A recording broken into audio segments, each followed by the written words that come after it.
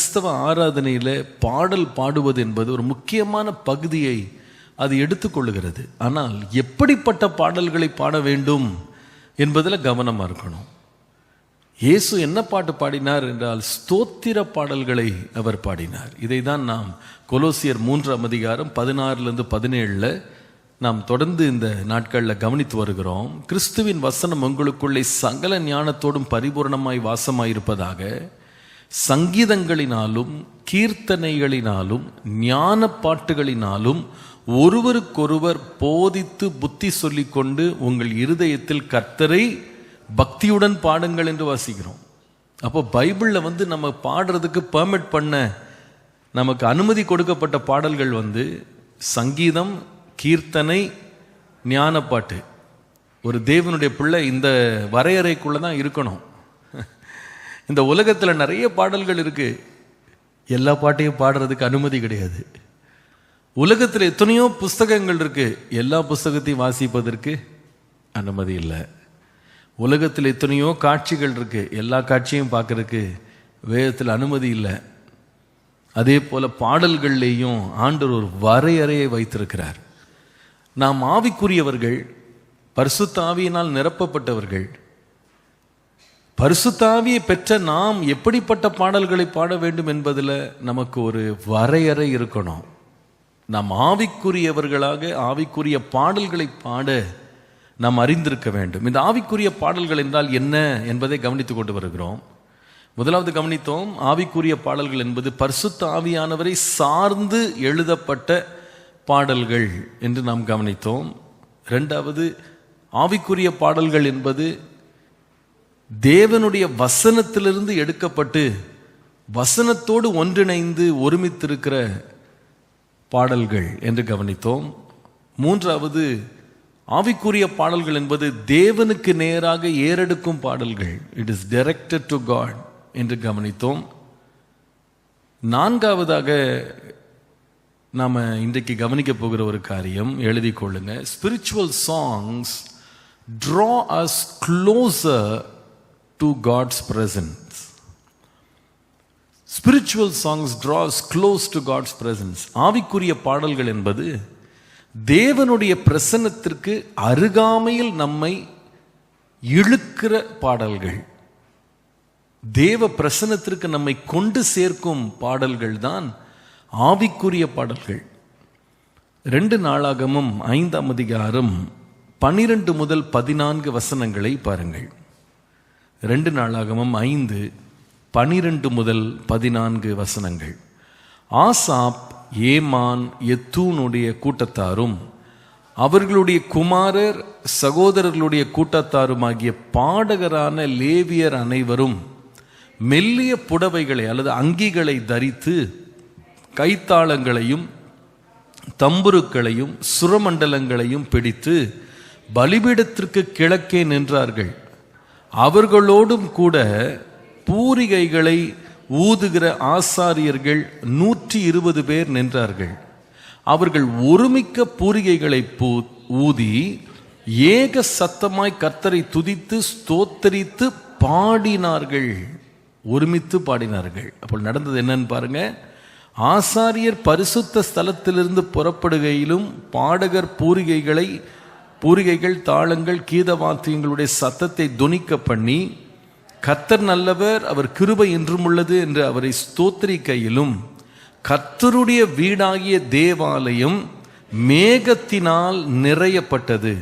அந்த மேகத்தின் நிமித்தம் ஆசாரியர்கள் ஊழியம் செய்து நிற்க கூடாமற் போயிற்று. கர்த்தருடைய மகிமை தேவனுடைய ஆலயத்தை நிரப்பிற்று என்று வாசிக்க. இங்கே ஒரு அருமையான ஒரு மியூசிக் டீம், ஒரு குவாயர் பூரிகைகளை ட்ரம்பட்ஸை ஊதிட்டு அவங்க தேவ சமூகத்தில் நின்று 120 பேர் அழகா வெண் அங்கி தரித்து அவங்க எல்லாம் ஒருமனப்பட்டு பாடுறாங்க. அவங்க பாடின போது வேதம் சொல்லுகிறது கர்த்தருடைய மகிமை கர்த்தருடைய ஆலயத்தை நிரப்பினது. ஹல்லேலூயா. அப்போ ஆவிக்குரிய பாடல் என்பது என்னவென்றால் தேவ பிரசன்னத்தை நம் நடுவிலே கொண்டு சேர்க்கிறதாகவும் நம்மை தேவனுடைய பிரசன்ன தண்டை நடத்துகிற பாடல்கள் தான் ஆவிக்குரிய பாடல்கள். அதை நம்ம மறந்துடக்கூடாது. பாடல் ரொம்ப நல்லது தான், பாடல் ரொம்ப இனிமையானது தான். ஆனால் பாடல் ஆவிக்குரிய பாடல்களை பாடுகிற நம்ம ரொம்ப கவனமாக இருக்கணும். நாம் பாடுகிற பாடல்கள் என்னை ஊக்கப்படுத்த, உற்சாகப்படுத்த, எனக்கு மகிழ்ச்சியை கொடுக்க, என்னை பரவசப்படுத்துறதுக்கு இல்லை, தேவ பிரசன்னத்தை நான் ருசிப்பதற்காக, தேவ பிரசன்னத்திற்குள்ள என்னை கொண்டு போகிறதற்காக தான் இந்த பாடல்களை நான் பாடுகிறேன் என்பதை மறந்து போகக்கூடாது. இந்த இடத்துல ஒரு முக்கியமான காரியத்தை நான் சொல்லுவேன். தேவ பிரசன்னத்தை நமக்கு கொண்டு வரவும், நாம் அந்த பிரசன்னத்திற்குள் நுழையவும் எப்படி ஆவிக்குரிய பாடல்கள் உதவியாக இருக்கிறதோ, அதே போல அந்நிய பாடல்கள் பிசாசனுடைய பிரசன்னத்திற்குள்ளே நம்மை கொண்டு போகிறது என்பதை மறந்துவிடக்கூடாது.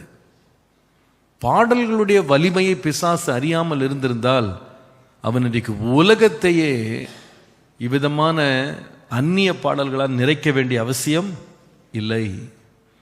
இன்றைக்கு பாடல்களால் வாழ்க்கையை கெடுத்து கொண்டவங்க இருக்கிறாங்க, எண்ணங்களை கெடுத்து கொண்டவங்க இருக்கிறாங்க, ஒழுக்கங்களை கெடுத்து கொண்டவங்க இருக்கிறாங்க. பாடல்கள் நம்ம நினைக்கிறோம், சில பேர் அறியாமல் செக்குலர் சாங்ஸ் கேட்குறாங்க. இன்றைக்கி இருக்கிற பிள்ளைங்கள்லாம் நிறைய பேர் தெரியாமலே என்ன பண்ணுறாங்கன்னா, செக்குலர் சாங்ஸ், சினிமா பாட்டு கேட்குறது, லவ் சாங்ஸ் கேட்குறது, இந்த மாதிரி ஏதாவது ஒரு பாட்டை போட்டுக்கிட்டு ஏதோ ஒரு பாட்டு பாடினா பரவாயில்ல அப்படின்னு ஏதோ ஒன்று போட்டு தெரியாமல் கேட்குறாங்க. இப்போ வாலிப பிள்ளைங்க மத்தியில் நான் அது கேட்டதில்லை, உண்மையாக கேட்டதில்லை, பார்த்ததும் இல்லை. ஆனால் சொல்லும்போது பிள்ளைங்க சொல்லும்போது கே பாப் அப்படின்றது ரொம்ப பாப்புலராக இருக்குதுன்னு சொல்கிறாங்க. இந்த கொரியன் மியூசிக் சொல்கிறது ரொம்ப பாப்புலராக இருக்குதுன்னு சொல்கிறாங்க. ஆனால் அந்த கொரியன் மியூசிக்கோடு சேர்த்து அநேக ஒழுக்கக்கேடுகள் அதோடு சேர்த்து அப்படியே திணிக்கப்படுகிறது. அதுதான் அவங்க கண்டுபிடிச்சு சொல்கிறாங்க. அவங்க சொல்கிறாங்க எவ்வளவு இம்மாரல் லைஃப், ஒரு ஒழுக்கமற்ற வாழ்க்கையை அந்த கே பாப் ப்ரமோட் பண்ணுகிறது.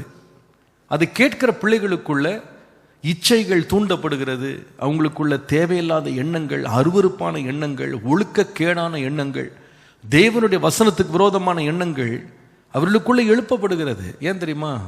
அவங்க பிசாசுக்கு இடம் கொடுத்துட்டாங்க. இந்த பாடல்களை கேட்டு கேட்டு கேட்டு அவங்க மனதெல்லாம் கரப்ட் ஆயிடுது. ஆனால் ஆவிக்குரிய பாடல்களை பாடுகிறவன் தேவ பிரசன்னத்திற்குள்ளே அவன் நுழைகிறான். அல்லேலூயா.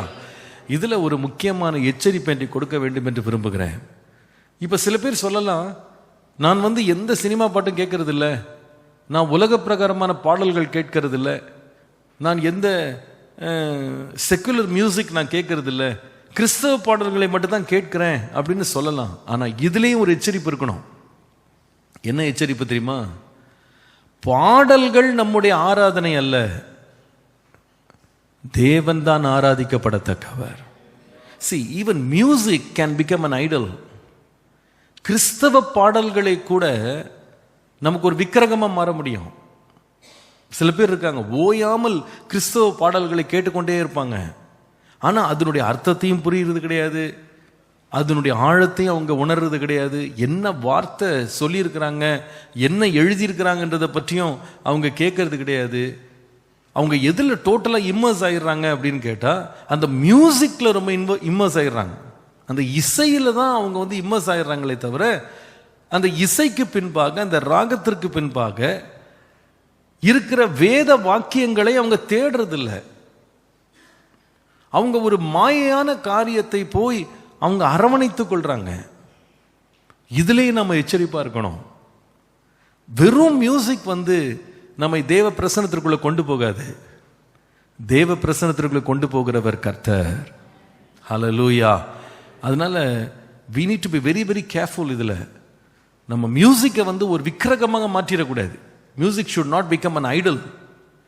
மியூசிக்கே கேட்டுட்டு இருக்கேன், மியூசிக்லேயே அப்படியே என்ஜாய் பண்ணிக்கிட்டு இருக்கேன் அப்படின்னு சொல்லி நம்ம குருட்டுத்தனமாக மியூசிக் மேலே அப்படியே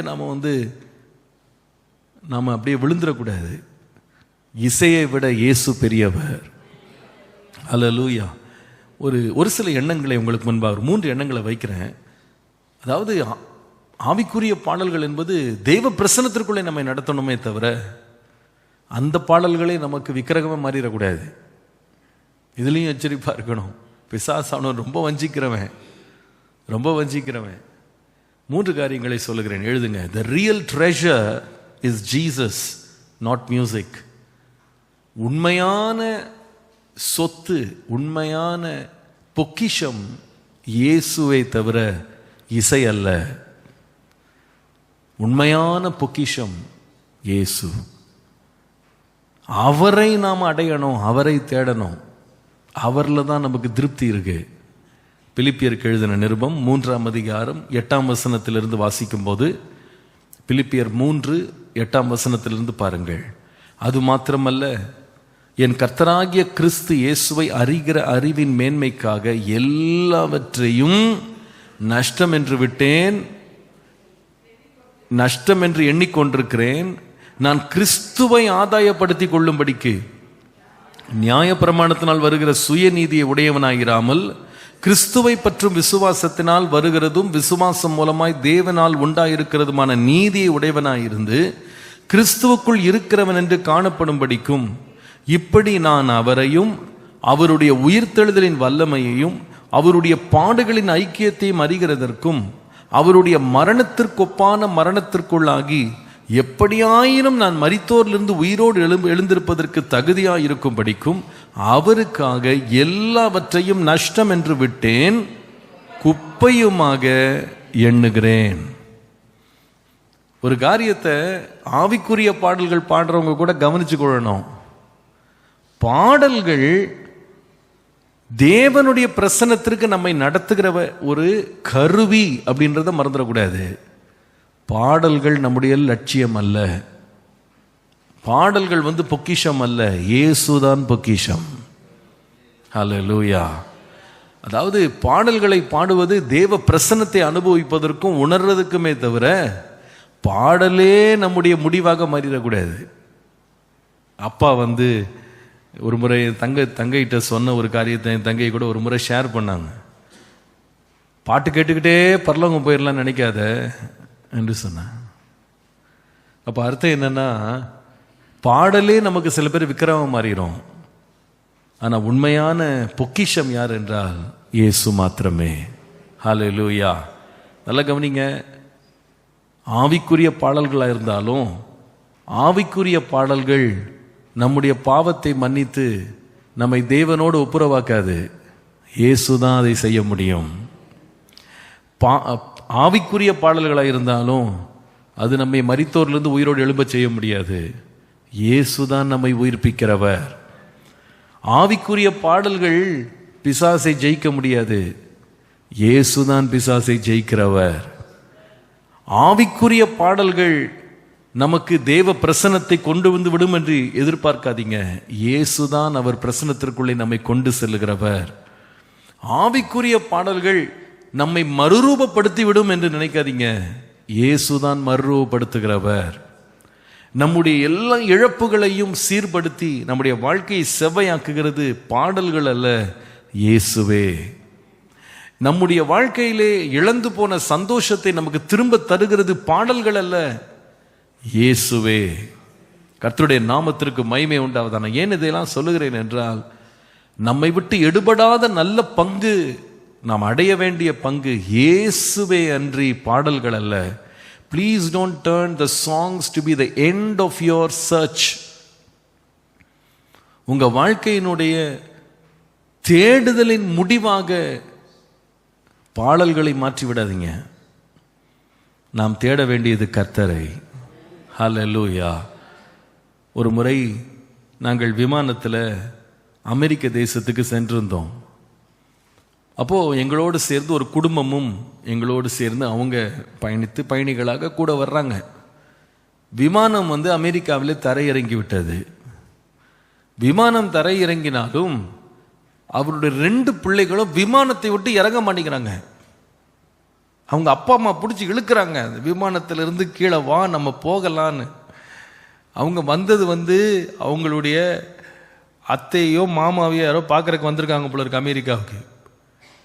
நம்ம போகலான்னா அந்த பிள்ளைங்க அந்த சீட்டை விட்டு இறங்க மாட்டேங்கிறாங்க. ஏன் தெரியுமா? அந்த விமானத்தில் அந்த பிள்ளைங்க பயணம் செய்த முழு நேரமும் அங்கேருந்து அந்த விமான பணிப்பெண்கள் இருக்காங்கல்ல, ஏர் ஹோஸ்டஸ், இந்த பிள்ளைகளுக்கு ரொம்ப விசேஷமாக சாக்லேட்டு, ஐஸ்கிரீமு, அவங்களுக்கு ஃப்ரூட்ஸு, அவங்களுக்கு விளையாட்டு ஜாமான்கள், அவங்க வரைகிறதுக்கு படம் வரைகிறதுக்கு புக்கு எல்லாம் கொடுத்துக்கிட்டே இருந்தாங்களா. இந்த பிள்ளைங்க இதுலயே மதிமயங்கிட்டாங்க. They didn't want to leave the aircraft. அவங்க அந்த விமானத்தை விட்டு இறங்க மாட்டாங்க. இவ்வளவு நல்ல கம்ஃபர்டபுளா இருக்கு சீட்டு. ஏன்னா முதல் முறை வர்றாங்க போல இருக்கு. அதனால அவங்களுக்கு அந்த விமானத்தின் மேல அப்படி ஒரு அன்பாகி போயிடுச்சு. கடைசியில் பார்த்தீங்கன்னா கட்டாயப்படுத்தி அழுதுகிட்டே அவங்களை இழுத்துட்டு போறாங்க வெளியே, விமானத்துக்கு வெளியே.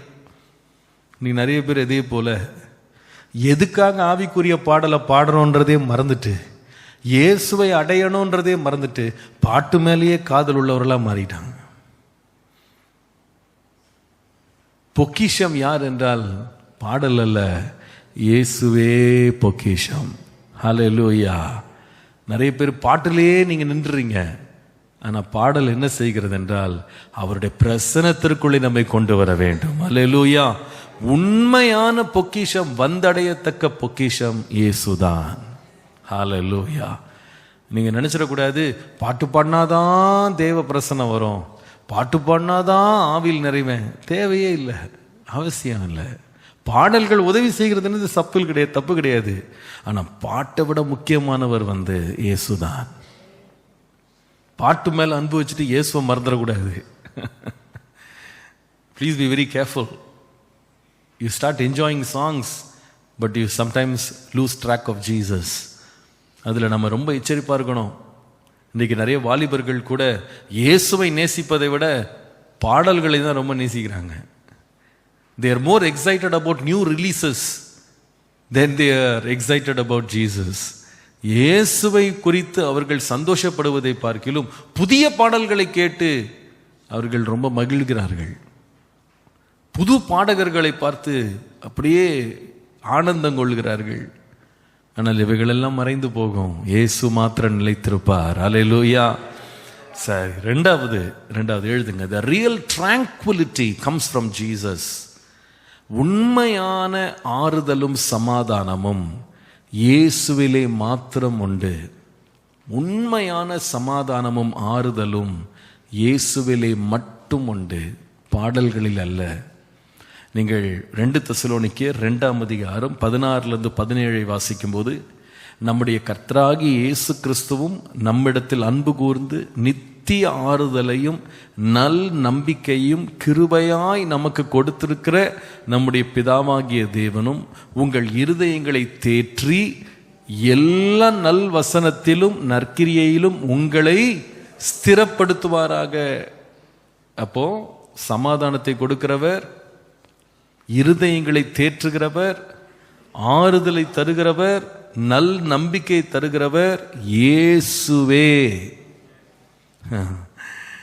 இன்னைக்கு சில பேர் இந்த பாட்டை கேட்கும்போது ஆறுதலா இருக்கு அப்படின்னு சொல்லுவாங்க. தப்பு இல்லை அது. அந்த பாடல்களோட வரிகள் அநேக வேளையில தேவனுடைய வார்த்தையோடு கலந்து வரும் பொழுது அது இருதயத்தை தேற்றும். ஆனா பாடல் தான் எனக்கு ஆறுதல் தருதுன்னு நினைச்சிடக்கூடாது. அந்த பாடலுக்கு பின்னால இயேசுவின் பிரசன்னம் இல்லை என்றால் அந்த பாடல்களால் நமக்கு ஆறுதலும் நல் நம்பிக்கையும் கிடைக்காது. உண்மையாய் நம்மை தேற்றுகிறவர் கர்த்தர் தான்.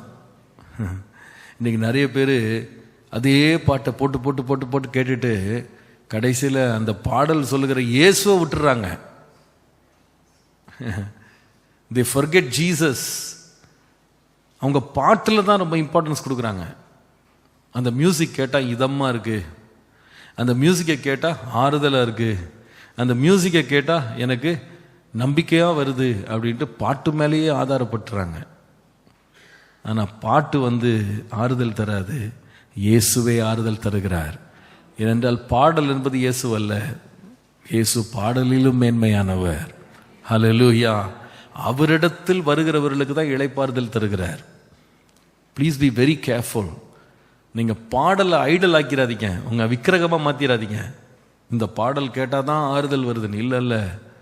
பாடல் பாடுறது நமக்கு ஒரு இதயத்துக்கு இதமாக இருக்கலாம், ஆனால் உண்மையாக ஆறுதல் படுத்துகிறவர் கர்த்தர். நானே உங்களுக்கு ஆறுதல் செய்கிறவர், நானே உங்களுக்கு ஆறுதல் செய்கிறவர். உபத்திரவத்திலே அகப்பட்டிருக்கிற நமக்கு அவர் செய்கிற ஆறுதலினாலே இந்த உபத்திரவத்தில் அகப்பட்டிருக்கிற அநேகருக்கு நாங்கள் ஆறுதல் செய்ய திராணி உள்ளவர்களாய் மாறுகிறோம் என்று பவுல் சொல்லுகிறார். நம்முடைய எல்லா உபத்திரவத்திலையும் அவர் தான் ஆறுதல் தருகிறார். நல்லா கவனிங்க, நம்முடைய துக்க வேளையில கூட பாடல்கள் பாடும்போது அந்த பாடல்கள் இயேசுவுக்கு நேராக நம்மை நடத்த வேண்டுமே தவிர பாடலே நம்முடைய முடிவு அப்படின்னு நினைக்க வச்சிடக்கூடாது. மறந்துடாதீங்க அதை. சில பேர் இந்த நூற்றுக்கணக்கான முறை பாடல்களை ரிப்பீட் மோட்ல போட்டு அப்படியே அதை கேட்டு கேட்டு கேட்டு கேட்டு பாட்டு நின்னவொன்னு இவங்க ஆறுதலும் நின்று போயிடுது. ஆமாங்க, உண்மை அது. அதில் நிறைய பேர் வஞ்சிக்கப்பட்டுறாங்க. அவங்களுக்கு அந்த பாட்டு பாடினாதான் அவங்களுக்கு ஆறுதல் வரும். சில பேர் இந்த பிள்ளைங்களா இருக்கும்போது சின்ன குழந்தைங்களை பார்த்தீங்கன்னா ஒரு பாட்டை போட்டால் தான் அதுக்கு சாப்பாடு உள்ள இறங்கும். அவங்களுக்கு சாப்பாடை பற்றியே கவலை இல்லை, அவங்களுக்கு பாட்டை பற்றி தான் கவலை. ஆனால் சாப்பாடு வயிறு நிரப்புமா? நிரப்பாது. அது தெரியல அந்த பிள்ளைங்களுக்கு. ஆனால் அந்த பிள்ளைங்க சின்ன வயதில் அறிவற்றவர்கள் என்ன பண்ணுறாங்கன்னா அந்த பாட்டை போட்டு அந்த வீடியோவை பார்த்துக்கிட்டே இருக்கும்போது வாயில் ஊட்டிடுவாங்க. ஆனால் ஒருவன் இதே மாதிரி 50 வயசு வரைக்கும் வீடியோ பார்த்தா நான் சாப்பிடுவேன்னு சொன்னால் நம்ம என்னன்னு சொல்லுவோம்? அவனை சொல்லுங்க பார்ப்போம். பாடல்கள் நமக்கு ஆறுதல் தரும் இல்லை நான் சொல்லலை, ஆனால் ஆறுதல் தருகிறவர் கர்த்தரே. பாடல் கேட்கலாம், ஆனால் மறந்துடக்கூடாது, என்னை தேற்றுகிறது ஆற்றுகிறது தெய்வ பிரசன்னம். பாட்டு கேட்டுக்கிட்டு இருக்க மொபைலில் பேட்டரி காலி ஆகிடும். பாட்டை ப்ளே பண்ணும்போது இன்டர்நெட் கட் ஆகிடும். பாடல் கேட்க முடியாத ஒரு சூழ்நிலை உருவாயிடலாம். ஆனால் நமக்குள்ளே நித்திய ஆறுதலை தருகிற தேவனோ நம்மை விட்டு விலகவே மாட்டார். ஹல்லேலூயா. அதனால நம்பிக்கையும் ஆதாரமும் அவர் மேல வைக்கணும். அவர் பிரசன்னத்துக்குள்ள இருக்கும்போது நிச்சயமாவே நமக்கு ஆறுதல் உண்டு. இந்த பாடல்கள் தேவ பிரசன்னத்திற்குள்ளே நம்மை நடத்த உதவியா இருக்கிறது. ஆனால் எதற்கு நேராக நடத்துதுன்னா ஆறுதல் கர்த்தர்ட்டு தான், அவருடைய பிரசன்னத்துல தான். அதை நாம் உணர வேண்டும். கடைசியாக மூன்றாவது, the real taste to relish is Jesus. உண்மையாக நம்ம ருசிக்க வேண்டிய ருசி இயேசு மட்டுமே, இயேசு மட்டுமே. சங்கீதம் 34:8 பாருங்கள். கர்த்தர் நல்லவர் என்பதை ருசித்து பாருங்கள், ருசித்து பாருங்கள். ஆம், ஒரு பாடல் என்று எடுத்துக்கொண்டா பாடலுடைய ராகம், தாளம், அதனுடைய இசை நயங்கள், அதனுடைய ஓசைகள், ஒலிகள், அதில் வருகிற பலவிதமான கலை நயங்கள், இதெல்லாம் நம்மளை ரொம்ப மூவ் பண்ணிடும், நம்மளை அசைக்க ஆரம்பிச்சிடும் இல்லையா? நம்முடைய உணர்ச்சிகளை அது தாக்க ஆரம்பிக்கும். நம்ம நிறைய வேளையில் இந்த மியூசிக் நம்மளை மைண்டை கூட காம் பண்ணும், நம்முடைய மனதை அப்படியே அமைதிப்படுத்த முடியும். சோர்ந்து போகிறவர்களுக்கு கூட இசை அவங்கள என்ன பண்ணும்? உற்சாகப்படுத்தும். ஒரு முறை நாங்கள் குடும்பமாக ரொம்ப வருஷத்துக்கு முன்னால் ஒரு வேனை எடுத்துட்டு நாங்கள் சுற்றுலா போகிறதுக்காக போனோம். அப்போ போகும்போது அந்த வேன் டிரைவர் கிட்டத்தட்ட 8 மணி நேரம் ஓட்டிக்கிட்டு இருக்கிறார். அது வாடகை வேன், அது ஓட்டிக்கிட்டு இருக்கார். அப்போ வேனில் பொதுவாக உங்களுக்கு சிடி பிளேயர் ஏதாவது இருக்கும் இல்லையா? அப்போ நாங்கள் என்ன பண்ணோம், ஒரு சிடி பிளேயரில் சிடி எடுத்துகிட்டு நாங்கள் எங்கள் சிடியை போட்டு நாங்கள் பாட்டு போட்டுக்கிட்டே இருந்தோம். இந்த மனுஷனும் 8 மணி நேரமாக நாங்கள் போடுற சிடி எல்லாம் கேட்டுக்கிட்டு தான் இருந்தார். அதுக்கப்புறமா வண்டி கிளம்பி போயிட்டுருக்கிற வழியில் 8 மணி நேரம் தாண்டி கொஞ்சம் இருட்ட ஆரம்பிச்சிருச்சு. அப்போ அவர் கேட்டார், சார் என்கிட்ட கூட கொஞ்சம் கிறிஸ்டியன் பாட்டெலாம் இருக்குது சார் அப்படின்னாரு. இல்லைப்பா, இதே போதும் இதே போதும்னோம். அவர் ஏன் சொன்னார் எங்களுக்கு புரியலை. அதுக்கப்புறமா வண்டி மெதுவாக ஓட ஆரம்பிச்சிருச்சு. அதுக்கப்புறமா நாங்கள் கொஞ்சம் ஸ்பீடாக போங்க, இவ்வளோ ஸ்லோவாக போகிறீங்க அப்படின்னோம். அவர் என்ன பண்ணார் தெரியுமா? அதுக்கப்புறமா எங்கிட்ட கேட்கவே இல்லை. அந்த சீடியில் இந்த சீடியை வெளியே எடுத்துகிட்டு அவர் ஒரு சீடியை போட்டார். அதில் குத்து குத்து குத்து குத்துன்ற மாதிரி மியூசிக். அந்த மியூசிக் கேட்கறக்கே எழுதெல்லாம் படப்பட படப்படன்னு அடிக்குது. அந்த போட்டுட்டு வேகமாக ஓட்டுறாரு. நான் ஃப்ரண்ட்டில் தான் உட்காந்துருந்தேன். ஏன் அப்படின்னு கேட்டேன். இந்த மாதிரி மியூசிக் போட்டால் தான் சார் வண்டி ஓட்டணும் போல தோணுது. நீங்கள் போடுற பாட்டெல்லாம் பார்த்தா தூக்கம் வருது சார். அப்போ மியூசிக் பொதுவாகவே ஒருவருடைய இமோஷன்ஸ் என்ன பண்ணுது, அஃபெக்ட் பண்ணுது. சாஃப்ட் மியூசிக் இருக்கு, ஹார்ட் மியூசிக் இருக்கு இல்லையா, அது இமோஷன்ஸை ப்ளே பண்ணுது. ஆனால் மறந்துடாதீங்க, உண்மையாய் ருசித்து நாம் இன்பங்கண்டு ஆறுதல் அடைந்து திருப்தி அடைந்து நிறைவாக்குகிறது இசை அல்ல, இயேசுவே. ருசிக்க வேண்டியது இயேசுவே. நிறைய பேர் ஆவிக்குரிய பாடல்களை கூட பாட்டை ரசிச்சுட்டு பாட்டை ருசிச்சுட்டு படுக்க போயிடுறாங்க. They have no connection with Jesus. என்னுடைய தகப்பனார் சொல்லுகிற சாட்சியை நீங்க கேட்டிருப்பீங்க. அவர்கள் சிறுவயது முதல் ஆலயத்துக்கு கரெக்டாக போய் அவங்க குருத்தோலெல்லாம் வச்சுக்கிட்டு கொயரில் பாடின ஒருத்தர் தான். என்னுடைய தாத்தா சர்ச்சில் ஆர்கனிஸ்டாக இருந்தாராம். ஆர்கன் மாஸ்டர் அவர் தான். ஆனால் ஆர்கன் மாஸ்டர் முடிச்சுட்டு வெளியே போய் குடிப்பார். குடிச்சே எல்லாத்தையும் அழிச்சார். எங்கள் அப்பா கொயரில் தான் அங்கி போட்டுக்கிட்டு பாடினார். வாயில் தான் பாட்டு இருந்துச்சே தவிர வாழ்க்கையில் எந்த மாற்றமும் இல்லை. அநேக கெட்ட பழக்கங்களுக்கு அடிமையாக இருந்தார். பாட்டை ரசித்தார். பாட்டை எப்படி பாடணும்னு கற்றுக்கொண்டார். இயேசுவை ருசிக்கவில்லை. உண்மையான ருசி இயேசுவிலே மட்டும் உள்ளது. ஹல்லேலூயா. அவர்தான் நம்மை தேவ பிரசன்னத்திற்குள்ளே கொண்டு போகிறவர். அவர்தான் நமக்கு நன்மை செய்கிறவர். இன்றைக்கு நிறைய கிறிஸ்தவ உலகத்தில் கூட யூத் மீட்டிங்ஸ்லாம் பார்க்கும்போது ரொம்ப உற்சாகமாக பிள்ளைங்க பாடுறாங்க. They like the music, they like the beats, they like the feel of it, அந்த கம்போசிஷன், அந்த எல்லா விதத்தையும் ரொம்ப விரும்புகிறாங்க. தப்பு கிடையாது. ஆண்டவர் இசைக்கு எதிரானவர் அல்ல. ஆனால் இசை நம்முடைய ஆகாரம் அல்ல. நம்மை நிரப்பக்கூடிய திருப்திப்படுத்தக்கூடிய ஒரே ஒருவர் இயேசு மாத்திரமே. ஹல்லேலூயா. அவருடைய பிரசன்னம். ஆண்டவர் ஆவிக்குரிய பாடல்களை ஏன் கொடுத்தார் என்றால், ஆவிக்குரிய பாடலையே நம்முடைய விக்கிரகமா மாற்றுறதுக்கு இல்லை, அந்த பாடல்கள் வாயிலாக கர்த்தருடைய வசனம் நம்மிலே தங்கி இருக்க வேண்டும். நாம் ஒருவருக்கொருவர் புத்தி சொல்ல வேண்டும். Let the word of God richly dwell in you as you sing these songs, psalms and hymns. இந்த பாடல்கள் எல்லாம் பாடும்போது தேவனுடைய வார்த்தை நமக்குள்ளே ஆழமாக தங்கி இருக்க வேண்டும். அவருடைய பிரசன்னத்திற்குள்ளே நாம் இழுக்கப்பட வேண்டும். ஆண்டவரே, பாடல்கள் என் விக்கிரகம் அல்ல, நீர்தான் என் தேவன். ஹல்லேலூயா, ஹல்லேலூயா. ஒரு அருமையான பாடல் இங்கிலீஷில் ஒருவர் ரொம்ப அருமையாக எழுதினார். I am coming back to the heart of worship. பியூட்டிஃபுல்லான ஒரு சாங். நீங்கள் எப்போயா டைம் இருந்தால் கேளுங்க. When the music fades and all is swept away and I simply come drawing just to bring something that's of worth that will bless your heart. I bring you more than a song, for then a song itself is what I desire. உம்மதாண்டவரை நான் நேசிக்கிறேன், இசையே அல்ல. இசையெல்லாம் ஒரு நாள் அமைதியாயிடும், என்னை விட்டு எல்லாமே எடுத்துக்கொள்ளப்படும். ஆனால் அதை விட நான் உம்மை வாஞ்சிக்கிறேன். ஹல்லேலூயா. பாடல்கள் ரொம்ப நல்லது தான். ஆனால் ஆவிக்குரிய பாடல் கூட நம்ம விக்கிரமா மாறிடக்கூடாது. நாம் பாட்டை பாடுறது எதுக்குன்னு சொன்னால், நாம் தேடுறது பாடல் அல்ல, தெய்வ பிரசன்னம்.